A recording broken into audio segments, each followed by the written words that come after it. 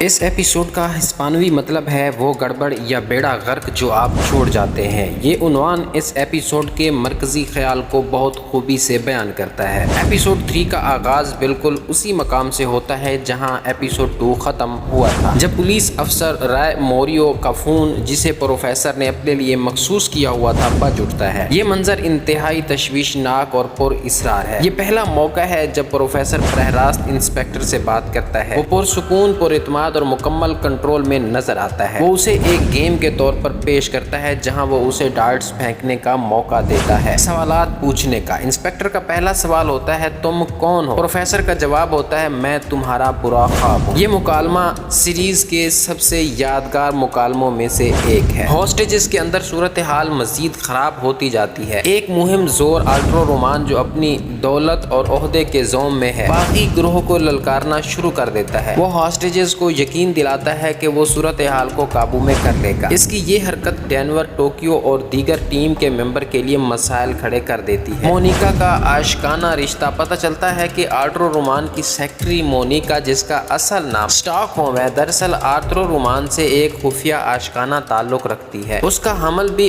آرتورو ہی کا ہے۔ جب یہ بات پروفیسر کی ٹیم کو پتہ چلتی ہے تو وہ اس رشتے کو اپنے فائدے کے لیے استعمال کرنے کی کوشش کرتے ہیں۔ پولیس فورس میں ایک نیا کردار انسپکٹر پریتو داخل ہوتا ہے۔ وہ راکیل موریو کا سینئر ہے اور وہ اس پر دباؤ ڈالتا ہے کہ وہ زیادہ جارحانہ طریقہ اپنائے۔ اس سے انسپکٹر موریو پر دباؤ زیادہ بڑھ جاتا ہے۔ نیروبی، جو ایک مضبوط اور فیصلہ کن خاتون ہے، برلن کے فیصلوں سے اختلاف کرتی ہے اور اپنی مرضی سے کام کرنے لگتی ہے، جس سے ٹیم کے درمیان پھوٹ کے آثار نظر آنے لگتے ہیں۔ اس ایپیسوڈ میں پروفیسر کا دماغی کھیل اور انسپکٹر پر اس کا کنٹرول عروج پر ہے۔ وہ نہ صرف ایک مجرم بلکہ ایک نفسیاتی ماہر کی طرح نظر آتا ہے جو اپنے مخالفین کے ذہنوں کو پڑھ سکتا ہے۔ ٹوکیو، جو کہ اپنے جذباتی اتار چڑھاؤ کا شکار ہے۔ وہ رابن، جو اس کا سابقہ بوائے فرینڈ ہے، کے بارے میں سوچتی رہتی ہے اور اس کی غیر موجودگی اسے متاثر کرتی ہے۔ نیروبی، اس کا کردار مضبوطی کے ساتھ ابھر کر سامنے آتا ہے۔ وہ ایک قائدہ بننے کی صلاحیت رکھتی ہے اور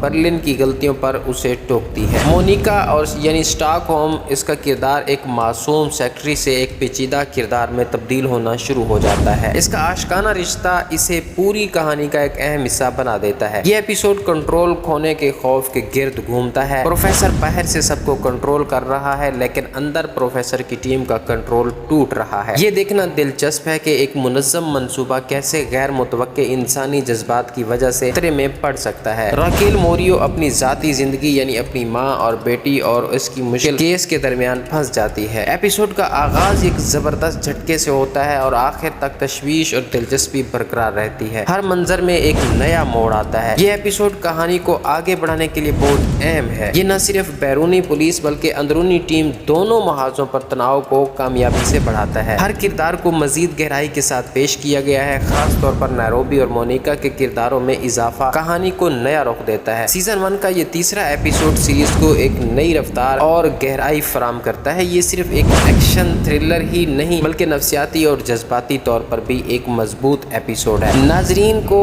اگلے ایپیسوڈ کے لیے بے چین چھوڑ دیتا ہے۔ یہ ایپیسوڈ کچھ تشدد اور جذباتی طور پر شدید مناظر پر مشتمل ہے۔